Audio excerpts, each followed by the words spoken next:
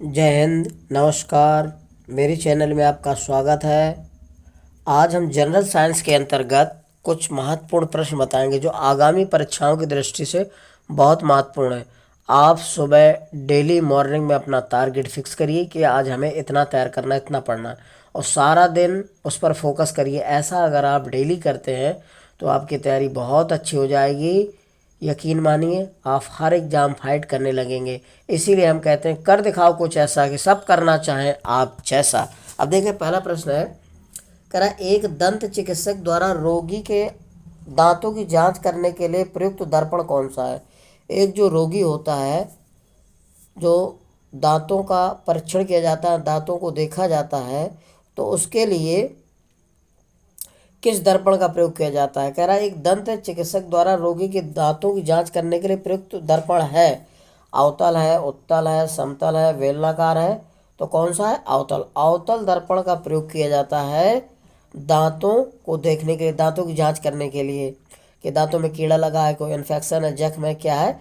तो अवतल दर्पण का, क्योंकि अवतल दर्पण का मेन काम होता है किसी छोटी वस्तु को बड़ा साइज में दिखाना, छोटी वस्तु को बड़ा करके दिखाई देना। ठीक है, तो पहला विकल्प सही हो जाएगा इसका। अगला है, टेलीविजन के दूरस्थ नियंत्रण के लिए किस प्रकार के विद्युत चुम्बकीय विकिरण का उपयोग किया जाता है। टेलीविजन के दूरस्थ नियंत्रण के लिए किस प्रकार के विद्युत चुम्बकीय विकिरण का उपयोग किया जाता है। औरक्त का या पराबैंगनी का, दृश्य का, उपरोक्त में से कोई नहीं, बताइए। तो पराबैंगनी किरणों का नहीं विनीता, पराबैंगनी किरणों का प्रयोग नहीं किया जाता। औरक्त तरंगों का प्रयोग किया जाता है, औरक्त विद्युत चुम्बकीय तरंगों का प्रयोग किया जाता है, क्योंकि जो टेलीविजन का रिमोट कंट्रोल होता है उसमें औरक्त तरंगों का उपयोग किया जाता है। औरक्त तरंगों का काम होता है दूर से ही आदेश देना, यानी कि जैसे हम यहाँ पर दूर बैठे हैं, मान लो 5 मीटर की दूरी या 2 मीटर की दूरी पर, तो यहाँ से हम क्या है, रिमोट अगर दबाते हैं सिग्नल, तो यहाँ से औरक्त तरंगे पहुँच जाती हैं और वो चेंज कर देता है। ठीक है, चैनल बदल जाता है, ये जो भी स्थिति बदलते हैं। तो रिमोट कंट्रोल में जो औरक्त तरंगे होती हैं, विद्युत चुम्बकीय विकिरण, उनका काम होता है क्या करना, उसको चेंज करना यानी बदलना। तो औरक्त तरंगों को उपयोग किया जाता है, दूर से ही आदेश देने का काम करता है और वो चेंज हो जाता है, ध्यान रखिएगा। ठीक है, तो इसका पहला विकल्प सही हो जाएगा। अगला है, प्रशीतन खाद्य परीक्षण में मदद करता है, जीवाणुओं को मारकर, जैव रासायनिक क्रियाओं की दर कम करके, एंजाइम क्रिया नष्ट करके, या खाद्य पदार्थ को बर्फ की परत से ढककर। तो इनमें से बताइए कौन सा आंसर सही होगा। तो जीवाणु को मारकर नहीं संगीता, ये जीवाणु को मारता नहीं है, ये जीवाणुओं की संख्या को कम कर देता है। प्रशीतन का काम होता है कि जो खाद्य पदार्थ खाने वाली, जैसे साग सब्जियां हैं, ठीक है, या कोई ऐसे पदार्थ हैं, तो उनको फ्रिज में रखा जाता है, क्योंकि फ्रिज क्या करता है, जीवाणु की गति को कम कर देता है। ठीक है, जो जैव रासायनिक क्रियाएं होती हैं उनकी दर को क्या कर देता है, कम कर देता है। ठीक है, उनकी दर को क्या बढ़ने नहीं देता। तो जीवों की वृद्धि की गति को क्या कर देता है, सीमित। तो ये सही हो जाएगा, जैव रासायनिक क्रियाओं की दर को क्या करता है, कम। तो बी विकल्प सही हो जाएगा, इसका बी विकल्प राइट हो जाएगा। ठीक है, अगला है, किस स्तर से अधिक की ध्वनि खतरनाक ध्वनि प्रदूषण कहलाता है। यानी कि कितनी डेसिबल की ध्वनि अधिक खतरनाक होती है, वो ध्वनि प्रदूषण के अंतर्गत आती है। 30 डेसिबल, डीबी का मतलब होता है डेसिबल। तो ध्वनि को मापने के लिए डेसिबल का प्रयोग करते हैं, इसका मात्रक यूनिट होता है, इकाई। 40 डेसिबल, 60 डेसिबल और 80 डेसिबल। तो ध्यान रखना, 80 डेसिबल या इससे अधिक ध्वनि क्या होती है, अधिक खतरनाक मानी जाती है, ये प्रदूषण करती है। इससे सामान्य मनुष्य व्यक्ति क्या होता है, बहरा हो सकता है, कान का पर्दा फट सकता है। तो अधिक खतरनाक कितनी डेसिबल होती है, 80 डेसिबल। इसका डी राइट आंसर हो जाएगा, डी विकल्प क्या हो जाएगा, सही हो जाएगा। ध्यान रखना, डी राइट आंसर हो जाएगा। अगला है, पीने के पानी को शुद्ध करने के लिए निम्नलिखित गैसों में से किसे प्रयोग में लाया जाता है। पीने के पानी को शुद्ध करने के लिए निम्नलिखित गैसों में से किस गैस का प्रयोग किया जाता है, या किस गैस का प्रयोग काम में लाया जाता है। सल्फर डाइऑक्साइड, या फिर क्लोरीन, फ्लोरीन, या कार्बन डाइऑक्साइड। इन चारों में से बताइए कौन सा विकल्प सही हो जाएगा। पानी को शुद्ध करने के लिए, यानी कि पीने वाला जो पानी होता है तो उसको शुद्ध बनाना है, ठीक है, बैक्टीरिया रहित बनाना है, तो कौन सी गैस मिलाते हैं उसमें? तो क्या मिलाते हैं? क्लोरीन मिलाते हैं, ध्यान रखना। Cl2 क्या मिलाते हैं? Cl2 chlorine. तो इसका वी विकल्प राइट हो जाएगा। कौन सा? वी विकल्प राइट हो जाएगा। पीने वाले पानी को शुद्ध करने के लिए क्या मिलाते हैं? Chlorine, Cl2। अगला प्रश्न है, कह रहा है निम्नलिखित रोगों में कौन सा टाइगर मच्छर द्वारा संचालित नहीं होता? निम्नलिखित रोगों में कौन टाइगर मच्छर द्वारा संचालित नहीं होता, यानी कि फैलता नहीं है? पीत ज्वर या डेंगू, चिकनगुनिया, जापानी एन्सेफेलाइटिस। तो इनमें से कौन सा है जो टाइगर मच्छर द्वारा नहीं संचालित होता? तो पीत ज्वर होता है टाइगर मच्छर द्वारा, डेंगू होता है, चिकनगुनिया होता है, लेकिन ये डी विकल्प सही हो जाएगा इसका, जापानी एन्सेफेलाइटिस ये नहीं टाइगर मच्छर द्वारा फैलता, ध्यान रखना। तो इसका कौन सा ऑप्शन हो जाएगा? डी राइट हो जाएगा। अगला प्रश्न है, सूर्य के प्रकाश के अदृश्य भाग से प्रकाश संश्लेषण किया जाता है कुछ किसके द्वारा? वृक्षों द्वारा, कवक द्वारा, बैक्टीरिया द्वारा, फफूंद द्वारा। तो इन चारों में से किसके द्वारा किया जाता है? सूर्य के प्रकाश के अदृश्य भाग से प्रकाश संश्लेषण किया जाता है किसके द्वारा? वृक्षों द्वारा, कवक द्वारा, बैक्टीरिया द्वारा, फफूंद द्वारा। तो ये बैक्टीरिया द्वारा किया जाता है, जीवाणुओं द्वारा किया जाता है, ध्यान रखना। तो जीवाणु क्या करते हैं? अवरक्त विकिरण के प्रयोग द्वारा प्रकाश संश्लेषण करके ऊर्जा उत्पन्न करते हैं। जैसे कुछ बैक्टीरिया होते हैं, जैसे ग्रीन मफलर, ठीक है, तो ग्रीन मफलर क्या होते हैं? जीवाणु होते हैं। तो ये अवरक्त विकिरण को अवशोषित करके प्रकाश संश्लेषण करके ऊर्जा उत्पन्न करते हैं, ध्यान रखना। तो बैक्टीरिया द्वारा करते हैं। तो सी विकल्प इसका सही हो जाएगा, यानी कि सी राइट आंसर होगा इसका। देखिए अगला प्रश्न है, कह रहा है किसी व्यक्ति का पूरा प्रतिबिंब देखने के लिए एक समतल दर्पण की न्यूनतम ऊंचाई कितनी होनी चाहिए? अगर यदि एक व्यक्ति का पूरा प्रतिबिंब देखना है, यानी कि पूरा बॉडी, पूरा शरीर देखना है, तो समतल दर्पण की न्यूनतम ऊंचाई कितनी होनी चाहिए? मान लीजिए एक व्यक्ति 10 सेंटीमीटर लंबा है, तो समतल दर्पण की न्यूनतम दूरी ऊंचाई कितनी होनी चाहिए? आधी होनी चाहिए।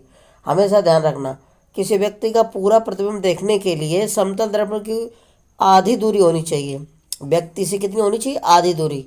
अगर व्यक्ति 10 सेंटीमीटर का है तो समतल दर्पण की न्यूनतम ऊंचाई कितनी होनी चाहिए? आधी होनी चाहिए। 2 एकम 2, 2 पंचे 10, यानी कि 5 होनी चाहिए, ध्यान रखना। तो व्यक्ति की ऊंचाई के बराबर ये नहीं होगा। अगला है व्यक्ति की ऊंचाई की आधी और व्यक्ति की ऊंचाई के 1/4, ये नहीं होगा। व्यक्ति की ऊंचाई की दुगनी, ये भी नहीं होगा। ये बी विकल्प राइट हो जाएगा इसका, वी राइट आंसर आएगा। व्यक्ति को ऊंचाई की आधी होनी चाहिए, ठीक है। यदि अगर व्यक्ति का पूरा प्रतिबिंब देखना है तो समतल दर्पण की आधी दूरी होनी चाहिए। कितनी होनी चाहिए? समतल दर्पण की न्यूनतम ऊंचाई कितनी होनी चाहिए? आधी। ऊंचाई या दूरी कहे तो आधी कहेंगे, ध्यान रखना। तो वी विकल्प सही हो जाएगा, वी राइट आंसर आ जाएगा। अगला है ध्वनि तरंगे नहीं चल सकते हैं। तो ध्वनि तरंगे किस में नहीं चलती? ठोस में, द्रवों में, गैसों में। तो ध्वनि तरंगे किस में गमन नहीं कर सकती हैं? तो ध्यान रखना, निर्वात में गमन नहीं कर सकती। कौन सा? डी विकल्प सही हो जाएगा इसका, डी राइट आंसर। ध्वनि तरंगे नहीं चल सकती या गमन नहीं कर सकती किस में? निर्वात में नहीं कर सकती। ध्वनि द्रवों में कर सकती हैं, ठोस में कर सकती हैं, गैसों में। ध्वनि तरंगों की सबसे अधिक चाल किस में होती है? ठोसों में पूछा जाता है, ध्यान रखना। ध्वनि तरंगों का अधिकतम चाल किस में होती है? ठोस में। सबसे कम होती है गैस में, ध्यान रखना। सबसे अधिक ठोस में और सबसे कम होती है गैसों में, ध्यान रखना। और पूछ रहा है कि ध्वनि तरंगे नहीं चल सकते हैं या गमन नहीं कर सकती, तो निर्वात में नहीं गमन कर सकते, ध्यान रखना। प्रकाश जो है निर्वात में गमन कर सकता है, चल सकता है। तो इसका डी राइट आंसर होगा। अगला है एक कृत्रिम उपग्रह में विद्युत ऊर्जा का स्रोत क्या होता है? एक कृत्रिम उपग्रह में विद्युत ऊर्जा का स्रोत क्या होता है? थर्मोपाइल, सौर सेल, डायनामा, एक लघु नाभिकीय रिएक्टर। तो ध्यान रखना, एक कृत्रिम उपग्रह में विद्युत ऊर्जा का स्रोत होता है सौर सेल। क्या होता है? सौर सेल होता है, ध्यान रखना। अंतरिक्षयान, कृत्रिम उपग्रह, ध्यान रखना, अंतरिक्षयान और कृत्रिम उपग्रह में जो सौर सेल होता है, तो सौर सेल से जो पैनल बनाए जाते हैं वो लगाए जाते हैं, ध्यान रखना। तो या अंतरिक्षयान और कृत्रिम उपग्रह में किसका प्रयोग किया जाता है? सौर सेल का। सौर सेल के पैनल बनाए जाते हैं, प्लेटें। तो ये सौर सेल काम करता है, कृत्रिम उपग्रह और अंतरिक्ष यान में, ध्यान रखना। विद्युत ऊर्जा के स्रोत का कार्य कौन करता है? सौर सेल। तो बी विकल्प राइट हो जाएगा इसका, बी आंसर राइट हो जाएगा। अगला प्रश्न है, निम्नलिखित में से कौन एक विस्फोटक पदार्थ नहीं है? इन चारों में से कौन सा विस्फोटक पदार्थ नहीं, बताइए सब लोग। तो पहला है ट्राइनाइट्रोटॉलुइन, डाइनाइट्रोग्लिसरीन, साइक्लोट्राइमेथिलीन ट्राइनाइट्रामीन, और अगला है चौथा नाइट्रोक्लोरोफार्म। तो इन चारों में से कौन सा विस्फोटक नहीं है? नहीं मंजो, ये ट्राइनाइट्रोटॉलुइन नहीं, ये तो विस्फोटक है। आपका वो कह रहा है कौन विस्फोटक नहीं है, प्रश्न को अच्छी तरह समझिए। तो इसका डी राइट आंसर होगा नाइट्रोक्लोरोफार्म। नाइट्रोक्लोरोफार्म का प्रयोग एक निश्चेतक के रूप में किया जाता है। जब कोई किसी रोगी का ऑपरेशन किया जाता है तो उसको बेहोश करने के लिए नाइट्रोक्लोरोफार्म का प्रयोग किया जाता है। क्लोरोफार्म का प्रयोग क्यों किया जाता है? कि निश्चेतक के रूप में, यानी कि बेहोशी करने में किया जाता है, ध्यान रखना। तो क्लोरोफार्म जो है निश्चेतक के रूप में प्रयोग किया जाता है, पूछा जाता है अधिकांश। तो रोगी को बेहोश करने के लिए नाइट्रोक्लोरोफार्म का प्रयोग किया जाता है। तो ट्राइनाइट्रोटॉलुइन ये आपका TNT ये विस्फोटक है, और डाइनाइट्रोग्लिसरीन ये ग्लिसरीन भी विस्फोटक होता है।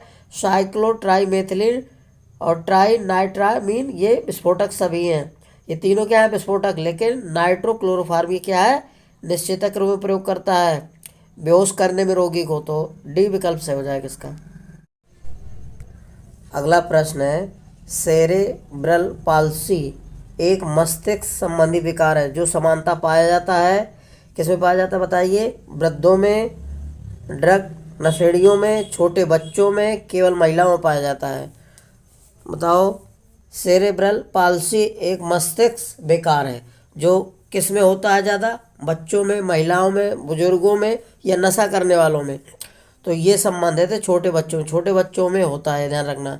सेरेब्रल पाल्सी एक मस्तिष्क विकार है जो छोटे बच्चों को प्रभावित करता है, ये छोटे बच्चों में होता है। तो ये सी विकल्प सही हो जाएगा, सी राइट आंसर होगा इसका। अगला है सूची 1 और सूची 2 से सुमेल कीजिए तथा नीचे दिए गए कोड का सही मिलान करिए।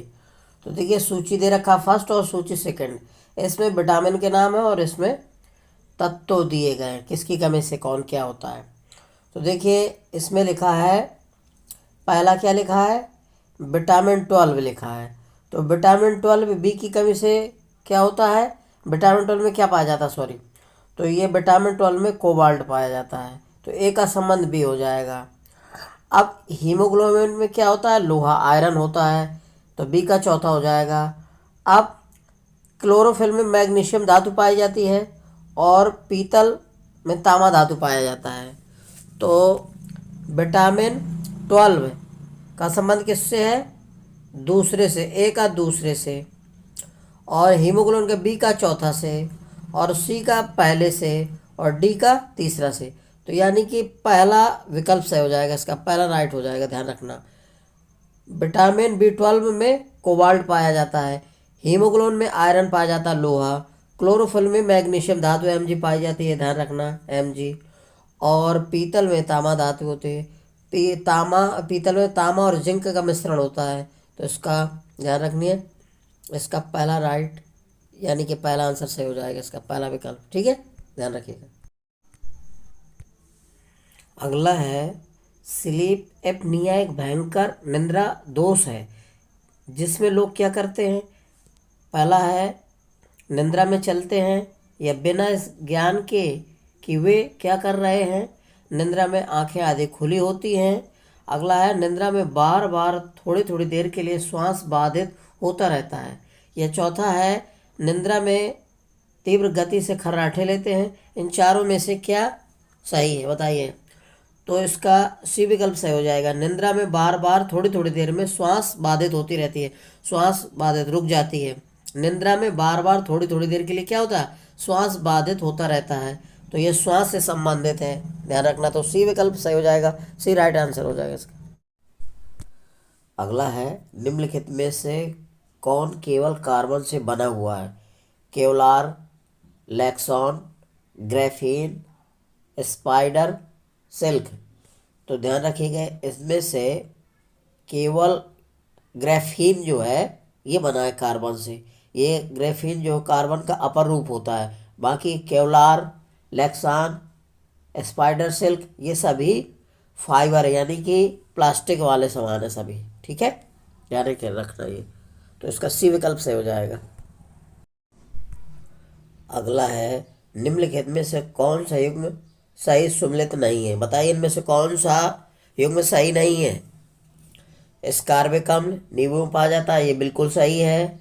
माल्टोस, ये भी माल्टो में पाया जाता है। ठीक है। अगला है एसिटिक अम्ल, दही। एसिटिक अम्ल दही में नहीं पाया जाता, ध्यान रखना। एसिटिक अम्ल, ठीक है, दही में नहीं पाया जाता। दही में लैक्टिक अम्ल पाया जाता है। फार्मिक अम्ल लाल चींटियों में पाया जाता है, बिल्कुल सही है। फार्मिक अम्ल लाल चींटियों में पाया जाता है। दही में लैक्टिक अम्ल पाया जाता है, तो सी विकल्प इसका राइट हो जाएगा। ये सही नहीं है, ध्यान रखना। माल्टोस, माल्टो में माल्टोस पाया जाता है। नींबू में स्कारबिक अम्ल पाया जाता है, इसका रासायनिक नाम है। विटामिन सी की कमी से स्कर्वी रोग होता है। विटामिन सी सब खट्टे रसीले फलों में पाया जाता है। नींबू है, संतरा है, आंवला है, आंवला में सबसे ज़्यादा पाया जाता है, ध्यान रखना। ठीक है, इसको तैयार करिएगा। अगला है, निम्नलिखित में से कौन सा लवण मानव हड्डियों में सर्वाधिक मात्रा में पाया जाता है? कौन सा लवण मानव हड्डियों में सर्वाधिक मात्रा में पाया जाता है? बताइए सब लोग। Magnesium chloride, calcium carbonate, calcium phosphate, sodium chloride. इनमें से क्या पाया जाता है? मनुष्य की जो हड्डियां होती हैं सबसे अधिक मात्रा में कौन सा लवण पाया जाता है? नहीं मधु, सोडियम क्लोराइड नहीं पाया जाता है। नमक होता है लेकिन इतना ज़्यादा नहीं होता, ध्यान रखना है। कैल्शियम फास्फेट होता है सबसे ज़्यादा। क्या पाया जाता है? Calcium phosphate. कैल्शियम और फास्फोरस अधिक मात्रा में पाया जाता है। तो लवण पूछ रहा है तो कैल्शियम फास्फेट, इसका सी राइट आंसर हो जाएगा, ध्यान रखना। कैल्शियम फास्फेट सबसे अधिक पाया जाता है, मनुष्य की हड्डियों में पाया जाता है, ध्यान रखना। ठीक है, तो सी विकल्प इसका राइट हो जाएगा। यदि मेरा वीडियो आपको अच्छा लग रहा है तो मेरे वीडियो को लाइक सब्सक्राइब अवश्य करिए। जय हिंद।